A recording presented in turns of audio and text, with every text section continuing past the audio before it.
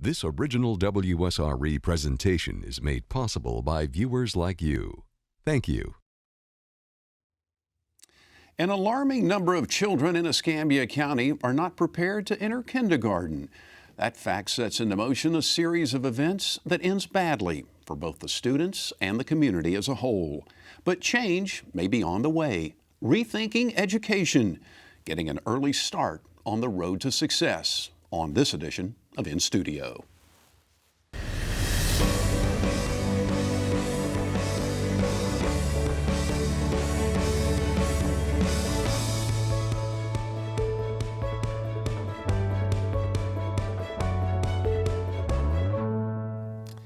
It seems simple enough. Kindergarten, what most of us believe is the genesis of our academic careers.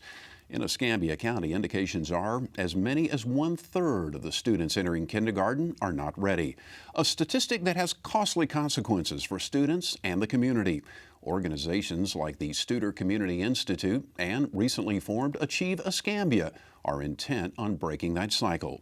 Our guests this evening are a collective group of community leaders who believe early education leads to long-term success. Jennifer Grove has over 20 years with Southern Company. She's been recognized by U.S. News as one of the top 100 women in STEM. She has an undergraduate from Birmingham Southern and a master's in organizational communication from Purdue University. Currently, she serves as Gulf Power's Community Development Manager. Bill Dagnall has spent over 2 decades with Navy Federal Credit Union, beginning in Singapore with stops along the way in Jacksonville and Virginia Beach. He's a graduate of Valdosta State University. Currently, he serves as Assistant Vice President of Business Development for Greater Pensacola Operations for Navy Federal Credit Union. Shannon Nickinson has a distinguished career with Gannett newspapers, most recently the Pensacola News Journal, where she had several roles including columnist and chief content editor. She is a graduate of Northwestern University's Medill School of Journalism.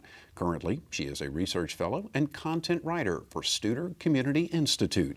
Her work appears across the multimedia platforms associated with the Institute. Police Chief David Alexander began his career in law enforcement with the Pensacola Police Department in 1983. He subsequently climbed the ranks, becoming chief in July of 2015. He has both bachelor's and master's degrees from Troy State University. He is a graduate of the FBI National Academy in Quantico, Virginia. Chief Alexander is the department's first African-American chief since the Pensacola Police Department was formed in 1821. Needless to say, an impressive group with us this evening. Thank you all. Thank you very much. Jennifer, let me begin with you. I mentioned Achieve Escambia in the intro. That's a brand new organization. What is it? It is, Jeff. It is a collective impact effort that brings multiple sectors together to really tackle a complex social problem. In this case, education, from cradle all the way through career. So we as a company and many other large employers in the area started thinking about, we're doing a lot related to education, but are we making a difference? We're engaged in lots of programs and processes, but when we think about what are the outcomes of that work that we're doing, are we really clear? And are they tied to the things that Escambia County values the most for all of our youth, from birth all the way through work? So we found this process that many communities have used throughout the country called Collective Impact, which really does bring together lots of different sectors, including the police department and business and nonprofits like the Studer Community Institute, really to tackle these very difficult challenges together. Chief Alexander, what's the Pensacola Police Department's role going to be in this? Well, the National Institute of Justice has done over 20 years of research about how child development and growth has implications for policing, especially in the 21st century.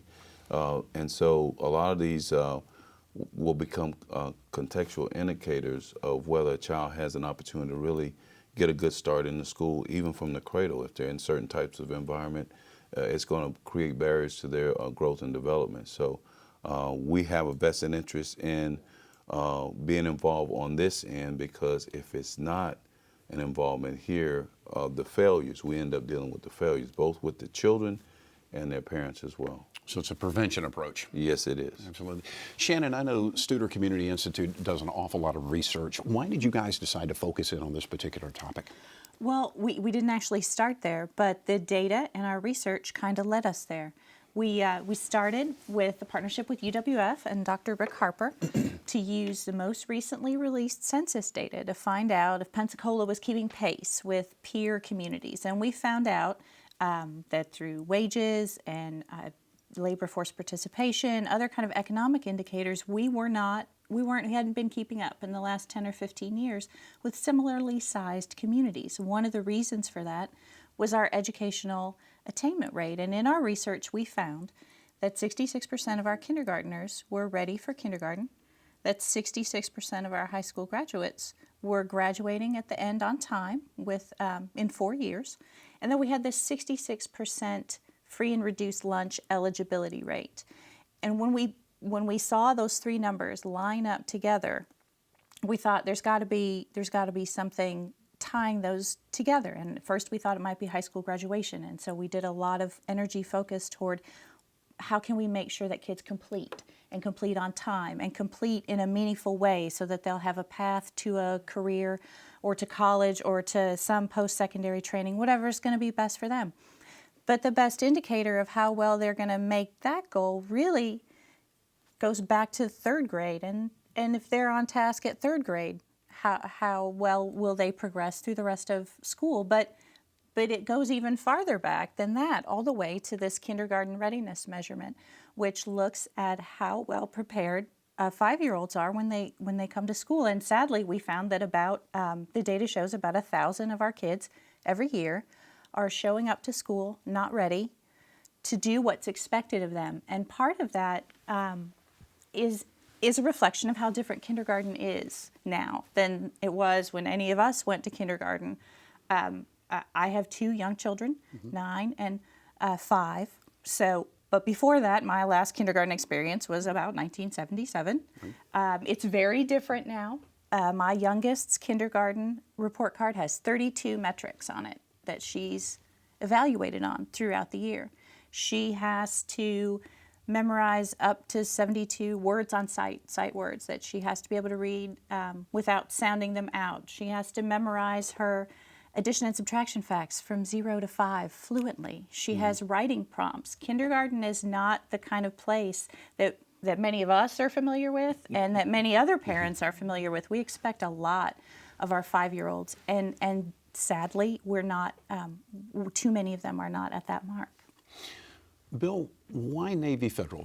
You're obviously one of the largest employers in this area, and that is growing on a regular basis. Why is it important for you guys to be involved in this? Well, Jeff, just kind of lay the foundation. Back in 2003, we kind of set a footprint here in Pensacola where about 36 team members started this wonderful organization and laying ground here in Pensacola.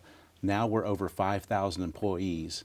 And we are on track to, we're on track by 2026 to reach 10,000 employees. We will basically reach that a few years before 2026.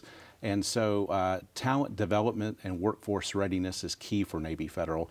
Once we hit 10,000 employees, we're really set to average about hiring an additional 1,000 employees per year. We want to take that talent from Escambia County. It is so crucial for us to have that talent here locally.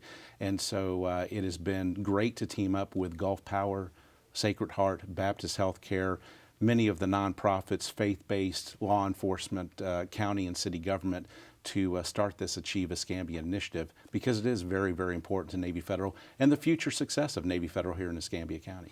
Shannon, let me come back to a second, and you all jump in on this here, but you were talking about being prepared for kindergarten, and we talked about for example, your daughter, what is expected of her, but where should a child be prior to entering kindergarten? It's a good question. Some of the things that you ought to be able to do is count from 1 to 20. You need to recognize your name written down, that it starts with a capital letter and the other letters are lowercase, that your address, all of the letters and the sounds that go with those letters.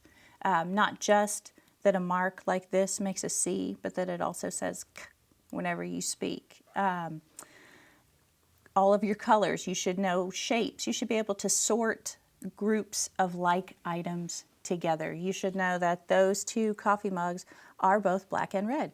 That coffee mug is blue, so one is different, 2 are the same.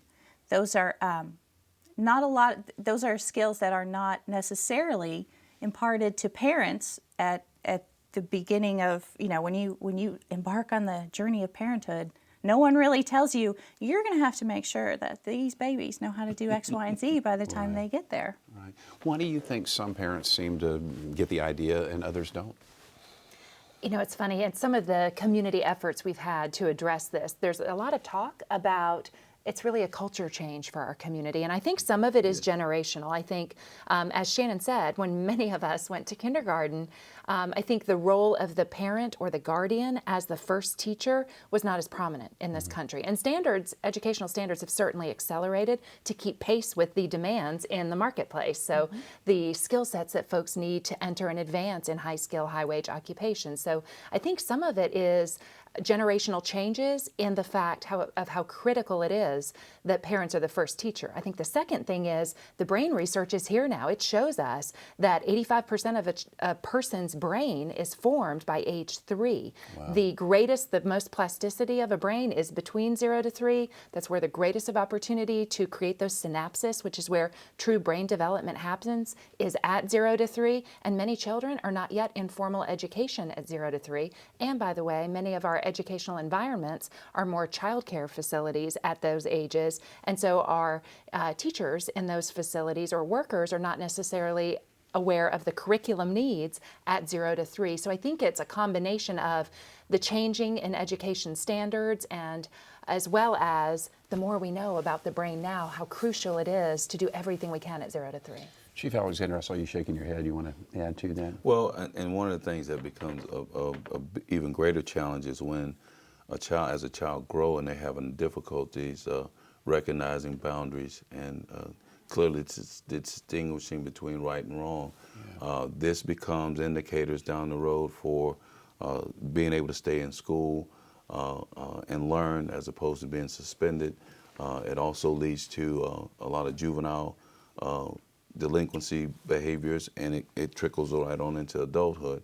And if you look at some of the failures that we're discovering over the years with adults, they go all the way back to the early childhood learning years. And so to get ahead of it, we definitely got to start at infancy. One of the things that Jennifer mentioned about the plasticity, the moldability of the brain at that age, is a really great thing because it means the brain is like a sponge, just soaking up all the information, all the stimulation that they can have. But it's also a very vulnerable time in the brain's development. If that brain is not stimulated, if that brain is constantly bathed in stress hormones, if that brain is housed in a body that has challenges in their family, if there's stress in the family, the stresses of poverty, the stresses of other social problems, that limits the brain's development in the negative way. It limits the ability of the brain to manage your own behavior. That part of your brain just doesn't grow if it's not stimulated the right way. Right, and some of that information that in the research talks about the childhood traumas and how the early childhood experiences can be barriers to learning, the growth and development of the child. Fascinating discussion. I know that Sewer Institute has been involved with, Dr. Susskind out of Chicago, and who's done an awful lot of research on that and has written a book called 30 Million Words. And we also have some video. And when we come back after the break, we are going to play a piece of that, and we'll talk a little bit about that and what Dr. Susskind recommends and how all of you are kind of falling into making sure that hopefully some of that will happen here in our community to improve the situation. You are watching In Studio on WSRE Television, PBS for the Gulf Coast. We are coming back in just a couple of moments. Certainly hope you'll stay with us.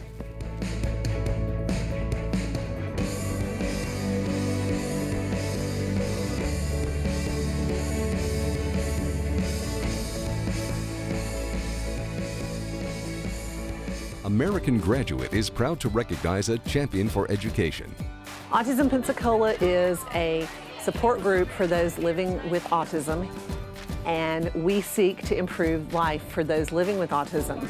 They have given us an opportunity to be part of our son's education, to be part of his playtime. They care about inclusion and acceptance. And our goal, of course, is to increase children's independence and help them be successful in school. We want teachers who are equipped to meet the needs of children with autism in the schools. WSRE has been a great partner with Autism Pensacola, providing us with PBS resources and helping us further our mission. We know that working together as a community, we can improve life for all of those living with autism and have great outcomes. We get to see these kids make such great gains in communication and in social skills. So it's so important for families of autism to have this wealth of information as well as support. And it's so meaningful when a parent comes to you and says, this is just what I needed for my son. It's made such a difference in my child's life. The more we do for them as children, the more positive their outcomes will be as adults. Autism Pensacola, helping children and families connect the pieces. For more stories of champions, visit americangraduate.org.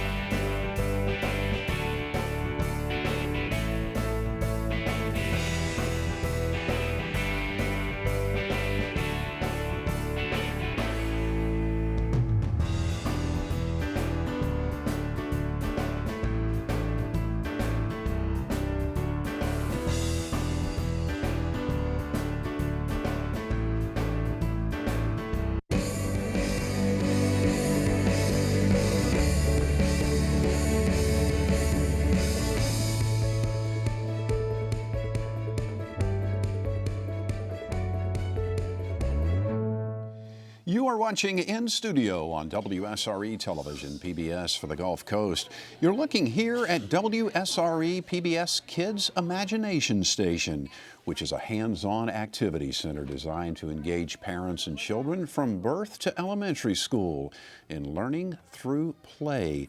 Their focus on early literacy and language development, and also using touchscreen technology with educational PBS Kids games and activities. It's free and open to the public Monday, Wednesday, and Friday mornings from 9 till noon. On Tuesdays and Thursdays, WSRE hosts a variety of groups at the Imagination Station, Autism Pensacola, Early Steps, the New Parents Support Group from Pensacola Naval Air Station, FRAME program from the Escambia County Schools, and many others. It is a tremendous resource to spark early learning and imagination. That is the WSRE PBS Kids Imagination Station, and of course that is at the beautiful Wahoo Stadium in downtown Pensacola. Our guests this evening, Jennifer Grove, Bill Dagnall, Shannon Nickinson, and Police Chief David Alexander, and we're discussing the importance and impact of early childhood education. When we were going to break, we were talking about 30 million words and the Studer Institute's involvement with Dr. Dana Suskind. Tell us more. Sure. Dr. Suskind is a cochlear implantation surgeon at the University of Chicago. She implants deaf children with a device that allows them to hear. She noticed in her patients, some of them acquired language after surgery faster than others.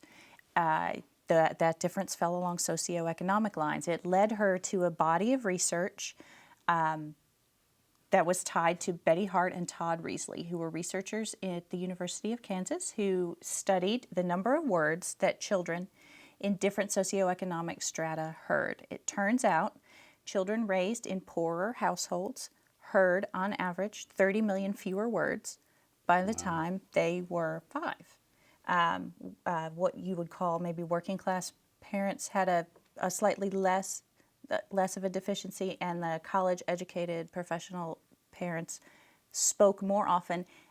And it's the way that they spoke to their children that's important. People very much attach to the 30 million words because it's a number and it's big and impressive and distressing to hear, but it's not just the number of words that a child hears, it's the kind of words that they're spoken to, the context in which those words are placed. Children from poorer households, according to the study, tended to hear more negative words, more prohibitive words. Don't do this, don't touch that, stop, no, than kids from wealthier families. Mm-hmm. That is, it seems like a subtle difference, but it's very important in the development of a child's sense of what is possible for them to do, what they should be able to do, and what they can do. And Dr. Susskind was kind enough to come and visit with us and speak in the community at the end of March at Washington High School to talk about the importance of coaching parents up to their power. I have met many parents in my lifetime, and I have met very few who purposely set out to be really bad parents, but I have met a lot of parents who didn't have the tools that my parents had or our parents had, didn't understand the importance of talking to young children. And Dr. Suskind's team at the University of Chicago believes and has developed over the last 7 years an intervention program called the 30 Million Words Initiative to help close that gap for families.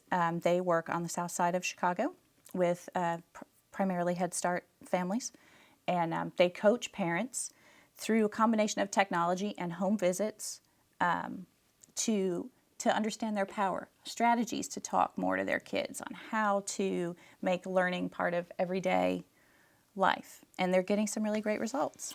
We have a video that sort of sums up what that is all about, and we are going to play that for you so you'll kind of have an idea of what the 30 million words concept is all about.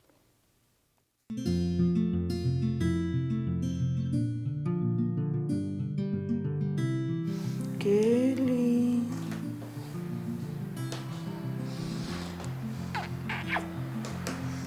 Can I get a smile? Thank you. Yeah? You promise you'll sleep tonight? You will? All right. Oh, big yawn. Every day is something new. You have a great day and you think you know how to do everything. You think, I am the best mother in the world. And then there's some days where she just can't seem to get comfortable, can't seem to be fed enough, it seems like, or can't seem to sleep enough. I realized that, well, I just need to have a lot of patience, and that every stage is different. I feel like I'm getting to know her better every day, every moment. There go the good stuff. I know you're hungry, Cry. I was on it. Each baby develops at his own pace. Now grab the ring. There you go. You couldn't do that last week. Now look at you. For all the changes you can see on the outside, there's even more happening on the inside. Awesome. Your baby's brain is like a sponge absorbing everything going on around him. What he's soaking in right now is building connections in his brain. In fact, 85% of brain development happens in the first 3 years. Your baby learns through his experiences with you and the world around him. Every time you dress him, bathe him, or rock him, change him, feed him, or talk with him. Everything you do right now builds connections in his brain. Babies aren't born smart, they're made smart. They're made smart by their parents. Quite fascinating, quite fascinating. How do we get the word out for folks who don't know about that research? What's the key? Great question. I would say certainly through my professional work, I started out at Gulf Power in technical training and trying to bring folks in. And similar to kind of the stair step backwards that Shannon went through earlier, I had to go through that personally on my own journey, because when we have a workforce challenge, Bill talked about their growth. Our growth is nothing like that, but the technical skill required to replace the jobs is critical. Similar, we talked earlier about the change in the police department as well. But I thought, oh, that's easy. You go to a university or a state college or a technical center and you get the skills that you need. And then the more you learn, you can't get as many folks that represent your customer base as you want. The more you learn, you stair step back and realize, wait, it is all connected. But but most of the community doesn't have an opportunity to learn that through their day-to-day job. So I do think that one of the things that's critical to us at Achieve Escambia is to really tie cradle all the way to career. I think there are a lot of folks that approach the educational attainment levels that Shannon mentioned earlier of Escambia County, which really is a very strong predictor of the overall health of a community, the economic health of a community. I think a lot of people approach that issue from different lenses, sometimes from an employer perspective in the workforce area, but then there are other key partners in the community who get, if only 67, now 72% of our students are graduating from high school, what's happening to the others? Or at different elements along the way. So through Achieve Escambia, what we're doing with Shannon and the Studer Community Institute's help, as well as other key partners in the community, Chief Alexander's on our data team actually, really trying to define for Escambia County, what are those key metrics all along from birth through work that really show us that if we move the needle on this critical place of 0 to 3 or 0 to 5 prior to kindergarten, what are the long-term impacts that we'll see all along the way? As Shannon mentioned earlier, third grade reading, and there is a strong correlation between kindergarten readiness and third grade reading, and a very high correlation between third grade reading and graduating 4 years after you start ninth grade, and then all the way up into post-secondary education and training, and ultimately into high-skill, high-wage jobs. Well, so you're saying third grade, what happens in third grade makes a difference on whether you graduate high school? Yes, and there's a lot of research around that. Most of that is because most of your formal education up till third grade teaches you how to read, and then literally beyond third grade, everything that you do, you have to read to learn. And if you are not a functional reader, and today a functional reader in third grade is very different than when we were all in third grade. It's a much higher standard. In third grade now, students are reading multiple types of information, and then they are synthesizing information to form a hypothesis or to develop an opinion. Very different than just reading a question, looking up in the text to find the words that match, and then writing down the next words. And they have to draw contextual support for their answer or their opinion, or yes, it's very highly complex. Chief Alexander, so many of your officers are on the front line of things when, unfortunately, it probably goes bad, and they probably see situations that are unhealthy. What can the police department do to help, break the cycle? Well, there's several things we can do, and there's some of the things we're already putting in place. Number one, we're getting engaged with other partners. I share some of the same challenges as Bill does.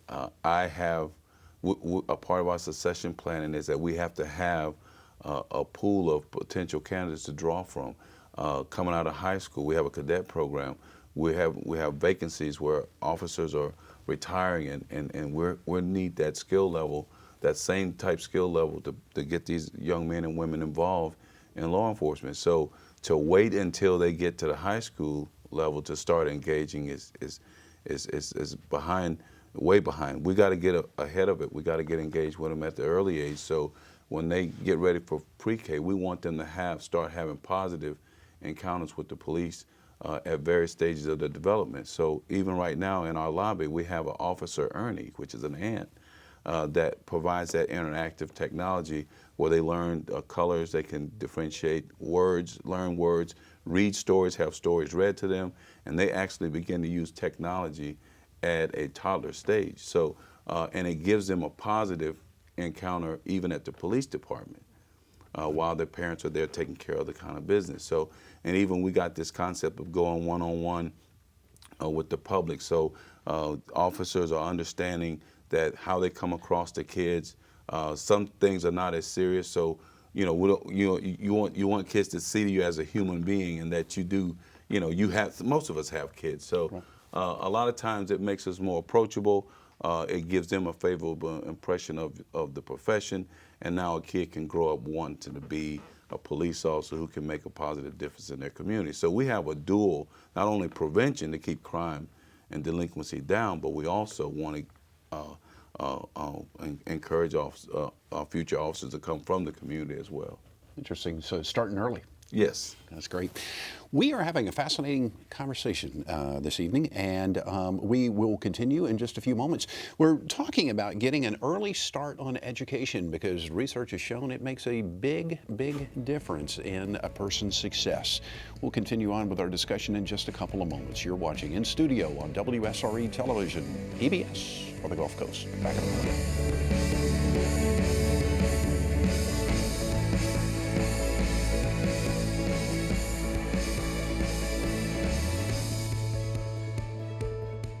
American Graduate is proud to recognize a champion for education. Our mission is to provide girls and young women an opportunity for a better future through education, counseling, training, and advocacy to enable them to become independent, empowered young women and productive members of our society. I didn't want to graduate. I was going to drop out, and then I came to PACE. Frequent discipline problems, family issues that cost them to not be able to attend school regularly, so they had big gaps in their learning. I didn't used to like coming to school, but once I started coming to PACE, it really brought me out to love school. A lot of times we might be that student's confidence until she begins to see her successes and see that she really can accomplish everything that she's come here to do. But education is more than just the academics. It's being able to function in society and be successful there. And we see that with our girls and we love it. Now I'm being a leader instead of a follower.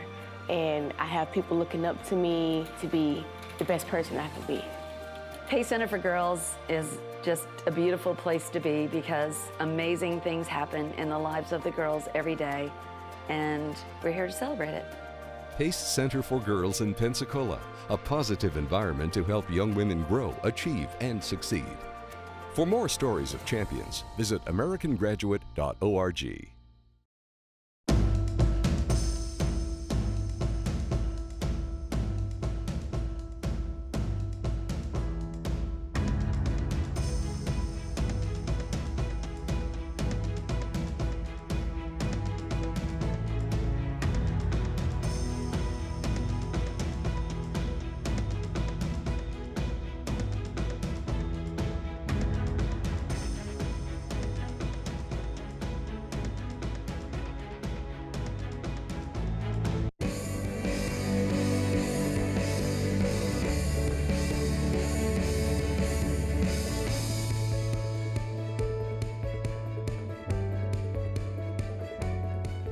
You are watching In Studio on WSRE Television, PBS for the Gulf Coast.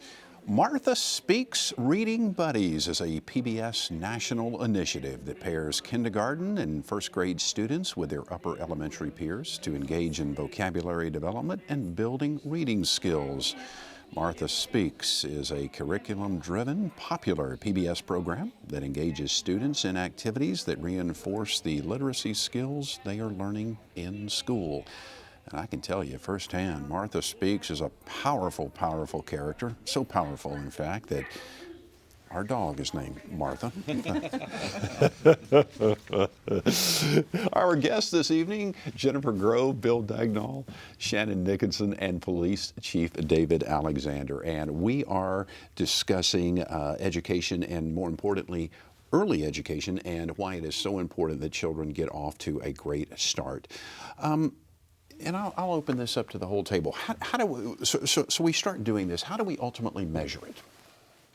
And I'll open that up to whomever. Well, you know, when you talk about the Martha Speaks program, Navy Federal is very, very proud currently of our Navy Federal School Partnership Program. We have some very philanthropic team members on our wonderful campus, and leading to, of the 5,000 employees, we have over 1,000 volunteers in our school partnership program. Of those 1,000 volunteers, about 130 are certified Escambia County School Mentors. That is a tremendous resource to reach out to all of our local schools. And I've learned through the course of the year and working with our wonderful Achieve Escambia working group, learning about the metrics that the Studer Institute dashboard comes out with, that we have many tremendous resources here in Escambia County. But the great thing about collective impact is aligning all of those resources into one direction to measure and to reach a common outcome. And so that is the great success stories in collective impact.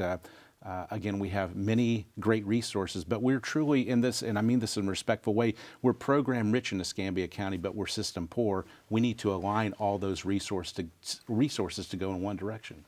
Yeah.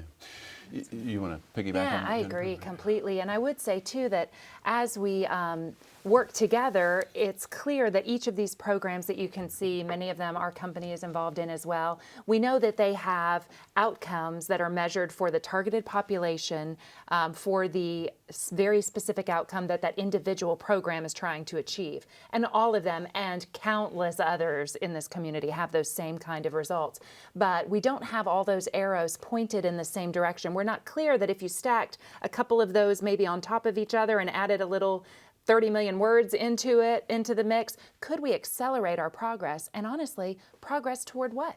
We as a community have never really defined from cradle to career, where do we want to be? Thanks to the Studer Community Institute, I think we have a better picture of where we are today, but I don't think as a community we've necessarily ever come together and said, we want 100% students kindergarten ready. And what that means is we want some other measure at age 3, or we want X% of students enrolled in some sort of formal curriculum-based programming before kindergarten, or on up the chain all the way through. What is the 3rd grade reading proficiency level that we want for all of our youth in Escambia County? So really understanding where are we now?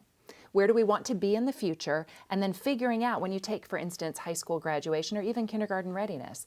It's easy to say, okay, I want to, instead of 66% kindergarten readiness, in the first year we want 70%. And these, by the way, are big needles to move. So small incremental change, people might say, you're only looking at 3% or 1%. That is significant when you think about the numbers of people behind those percentages, as well as the level of effort required to move that.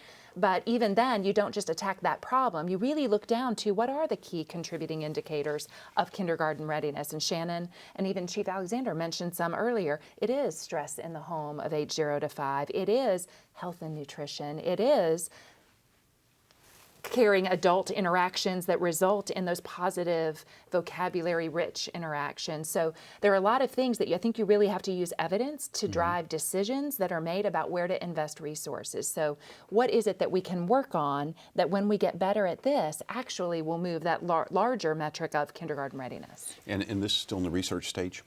Sure, absolutely. But there are some things that we do know based on evidence about what investments that communities, that taxpayers can make that do pay off. There's a good body of research that suggests that $1 invested in early education saves $7 to $10 in social interventions, crime costs, delinquency issues, all those things that we don't want to pay for at the end. We can save that money if we invest at the beginning. Early education in the state of Florida's budget is less than 4% of the overall education budget. VPK funding has barely changed in the 10 years since the program started. The dollar figure, the real dollar figure we put toward our 4-year-olds, toward getting them where we want them to be, is less than when VPK was instituted by voter mandate in 2005. That says something about where our priorities really are and where they should be. It costs $31,000 a year to keep one person in the county jail. And we as taxpayers are fixing to pay for a new jail that will be bigger and more expensive than the one that we have. And not to say that that isn't something we have to spend money on, but to think about using the data and using the evidence that exists, what might a fraction of that investment in a different arena mean to the community later. And that VPK number is like $2,400 per student per year, right? $2,467. Okay. Yeah. What are lawmakers saying about this right now? Well, you know, sadly, 4-year-olds do not have a powerful lobby in Tallahassee. They need some more friends in high places. They do. It seems like. It's starting to change a little bit. So thankfully we have the former publisher of the Miami Herald, Dave Lawrence, who has begun the children's movement of Florida. And he learned through his work at the newspaper in Miami, which, by the way, if you look at a lot of the indicators of individual and economic health in Escambia, they are not that different from individual indicators of Dade County, which is where Miami is. A lot of people think you can't compare Pensacola and Miami, and on most fronts I would agree, but if you really dig into the data, we have significant pockets of generational poverty in Escambia County, as does Dade County. We have multiple households living not just in poverty, but in that ALICE income bracket. That's that asset limited income constrained environment where you have working parents. They're making enough to pay for the daily necessities, but one car breaks down, something happens at the house, a significant illness, they're a paycheck out of poverty. And the map that's showing on the screen right now is Escambia County, and it's really looking at concentrations of households, or this is unemployment rate by block group. So we can look at a generic rough 5% unemployment rate and think, you know, that's pretty much full employment. We're not doing so bad. If you disaggregate that data, so this goes back to the data, if you really drill down and look at our communities, you can see kind of the heat spots here. So the red and the dark orange represent where there is significantly higher concentrations of unemployment. What goes along with that is significantly higher concentrations of households with children living in poverty, and that's what results in a lot of parents trying to work multiple jobs to make ends meet, not necessarily having the time or the energy when they get home, or the skills, as Shannon mentioned earlier, to know how to be the first teacher for their parent, or even once they're in formal school, to do everything that it takes to help your students succeed in formal education. And then also sometimes results in more toxic, stressful environments, like we spoke of earlier. So how do we retrain parents? Some of the interventions that we have found that are effective really come in small increments at that happy moment when you've just had that baby and you're ready to leave the hospital and the whole world is before you and you haven't quite realized how overwhelming a job that you've just gotten yourself signed up for. Because they've been taken out of your room at night. And you have to sleep there. But you get that baby home and woo, that's a whole other world. And there is a program, one that works in Martin and St. Lucie counties, for example. They do a home visit with new parents when the baby is 2 months old. That home visit is related to health and safety. Are you having any baby have any health problems? Baby have a safe place to sleep? How's mom doing? What's the stress level in the household like? But it also contains a really strong literacy component. Part of that visit includes time where someone explains to you that brain growth that Dr. Suskin's research ties to, that why it's important that your baby hear words from you, not from TV, not from the iPad, but from a human voice to a human brain. That's what makes the synapses grow. That's what makes the connection be strong. And here is a little goodie bag of stuff for you to have, like a book and a lullaby CD and some other things to say. We want you to be on that road together. Here's a little help for that. We don't have a program like that here. It might be something that would be worth exploring. I think the work that Achieve Escambia is doing to bring many different layers of the community together in the same room to talk about these issues in a common language with common data that we all agree represents the world as we live it now is very important. I think that those are people who didn't come to the table before. I think that the fact that the police chief sits on our data team is awesome. I believe what happened January 6th of this year, we had our first planning retreat to gather about 75 to 80 community leaders at the Gulf Power Auditorium, and we did what was called a data walk, and to have everybody go through the data walk and really kind of look at all of the figures, all the statistics, and realize and become more aware of the opportunities that are ahead of us, that we can conquer this, but we have to do it as a community. We engaged with Strive together out of Cincinnati, Ohio, But this is truly an organization that allowed us to lay the framework, the rebar, if you would, building the foundation of what is ahead of us. But at the end of the day, it's all about the community getting together to make sure that this program succeeds. And so, again, that's the beauty of collective impact. But I think the awareness, bringing everybody together to make everyone aware of the data and the statistics are out there, has been a great evolution of this program thus far.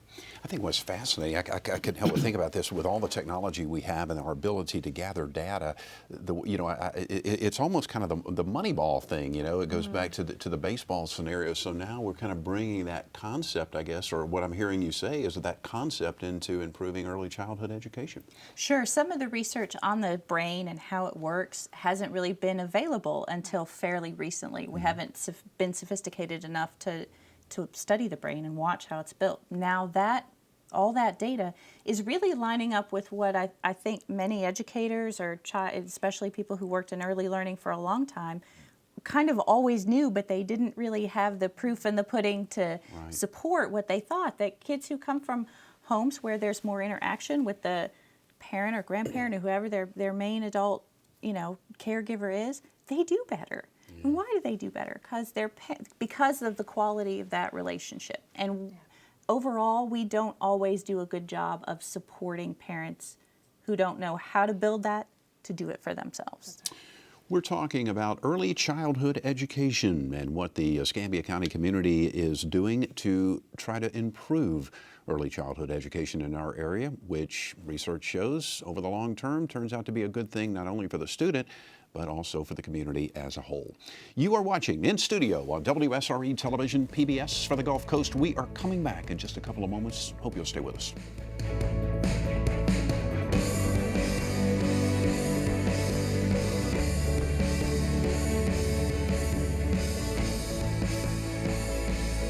American Graduate is proud to recognize a champion for education. Skills USA is a national organization. It partners with business, industry, educators, and students, because what we're trying to achieve is to have a skilled workforce. I'm going to school for heating and air conditioning, HVAC, which is where you learn how to work on air conditioners and refrigerators and walk-in coolers and anything to do with refrigeration. Skills USA promotes teamwork, leadership, citizenship, character development, and creates an environment that encourages students to complete their educations and plan a career path. Well, the most rewarding thing is to have students to be successful. Watching students start from in the beginning, coming here from either high school or another college, and being successful within their program, finding that things were a little bit easier going through their program because they had Skills USA to help them to be the best that they can be. So not only are you becoming the best that you can be in your career field, but you're proving those skills in front of business and industry partners that are going to hire you for jobs in our future. Skills USA has helped me really step up my performance a lot more and be the best at my trade that I can be. Skills USA at Pensacola State College, helping students discover a world of possibilities. For more stories of champions, visit americangraduate.org.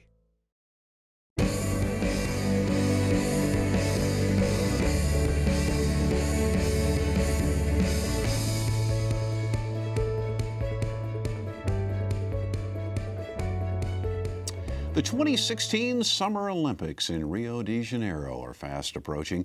You may want to catch the spirit of the games coming up on the next In Studio when my friend Ramika Vincent Leary visits with some former Olympians who live right here on the Gulf Coast.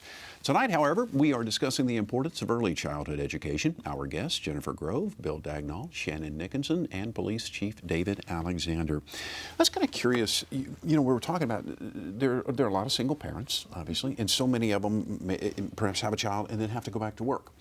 Mm-hmm. Is there any effort on to go to the daycare centers and say, hey, look at the data here.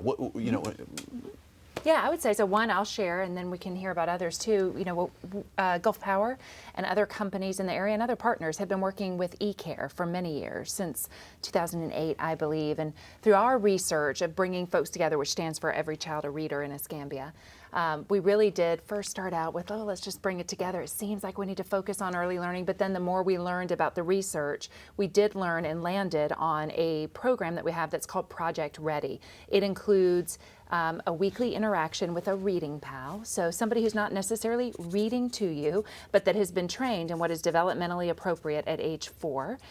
So it is structured play and other things. Then also teacher professional development, because a lot of the child care facilities that we have, they really view themselves as child care facilities. And even sometimes in our VPK programs, we have educators who don't have that much experience with early childhood development. So really training them on the importance of phonemic awareness and all those critical things that Shannon mentioned earlier at that age. And then the third thing I'll mention too, because we've touched on it, that's really important is that family capacity building. So helping the parents or the guardians, but really also teaching families how to value education and support each other in their educational pursuits from birth all the way through career.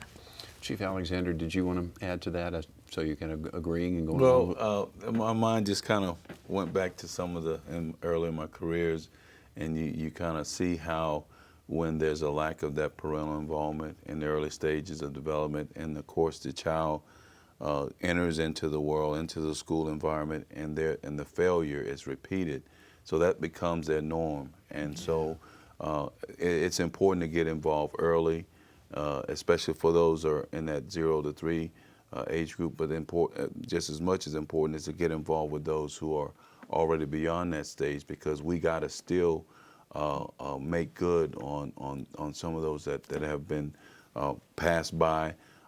Many different types of programs that were not necessarily going in the same direction as we talked about earlier. So becoming more synchronized, moving in the same direction, picking up people along the way, that kind of momentum takes it beyond us, because we don't want this just to be a seasonal thing. We want it to be an ongoing process, whereas our children now that become adults and leaders in our positions will see the value of it and stay ahead of it, and then you'll see the transformation of a community over a longer period of time, and these are sustainable changes and accomplishments. So there are, and I do know in terms of professional development for early educators and raising that quality of care in our child care centers, the Escambia Early Learning Coalition is working on a quality rating system that they're rolling out now through the 165 child care providers that they contract with, that will help parents make good decisions about which centers are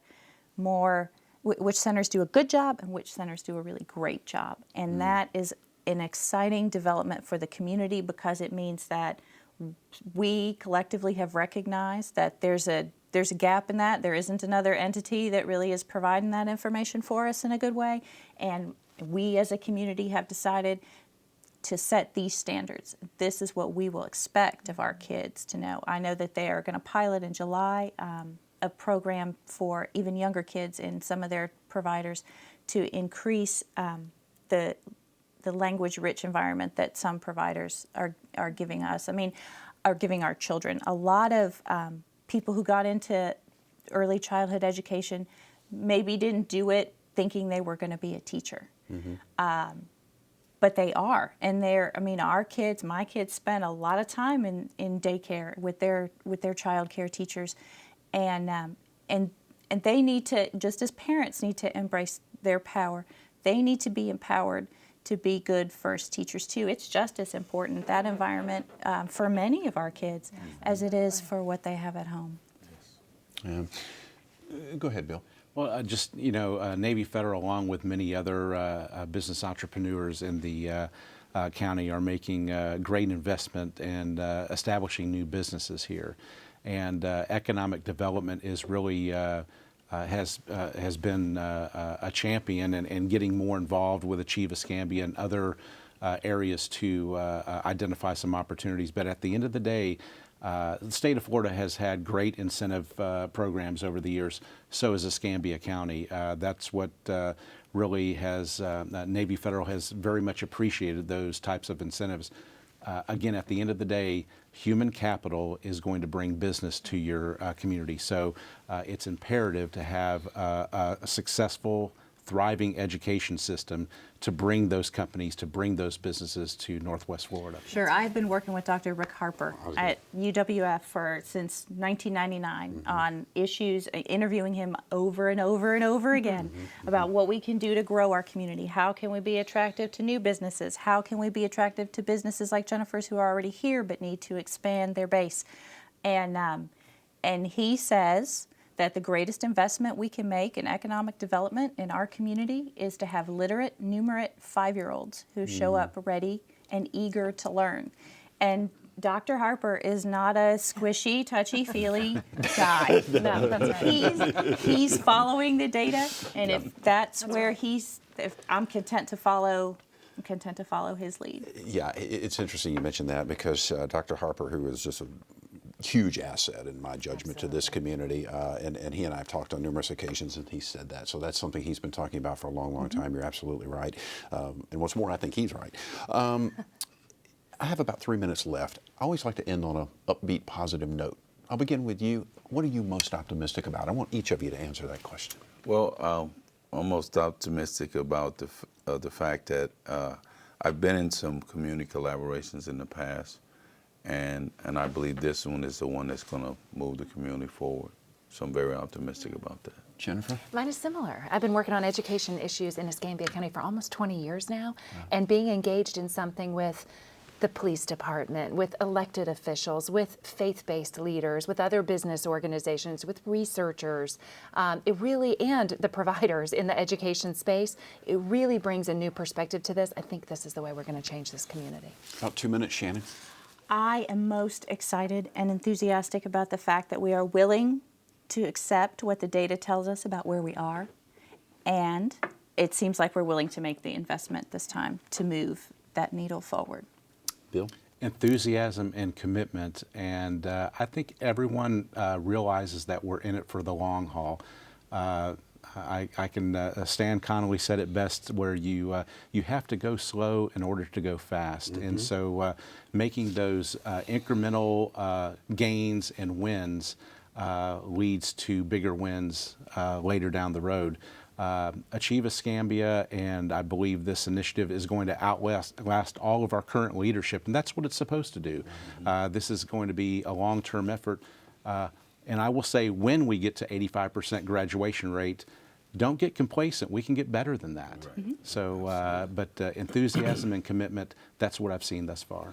Jennifer, if someone would like to get involved with Achieve Escambia, how would they go about doing so? Right now, go to Facebook and search for Achieve Escambia. We have a Facebook page. We actually haven't quite formally launched the effort yet, but it's coming. And so this summer, we will also have an achieveescambia.com website. But for now, if you just go on the Facebook page and post, hey, I want to get involved, reach out to me. Then we've got folks that are monitoring that so that we can figure out additional ways for folks to engage. Thank you all so very much. Chief Alexander, thank you so much for being with us tonight. I know you're leaving here and still have more work to do this evening. Thank you so very much, Jennifer. As always, it's a pleasure. Shannon, thank you. Thank you for all the work the Studer organization is doing. And Bill, thank you. And for everything Navy Federal Credit Union is doing for our community. We certainly hope you've enjoyed our program this evening. Our guests have been Jennifer Grove, Bill Dagnall, Shannon Dickinson, and Police Chief David Alexander. Our topic, rethinking education, getting an early start on the road to success. If these community leaders have their way, there's no doubt Escambia County will see vast improvements in early childhood education, which should ultimately translate into a stronger and more vibrant community. I would encourage you to stay up to date with this topic and many others at studer.org, and as also, as Jennifer mentioned, you can check out Achieve Escambia on Facebook. I'm Jeff Weeks. Thank you so very much for watching. I hope you enjoyed our program this evening. Take wonderful care of yourself. We'll see you soon.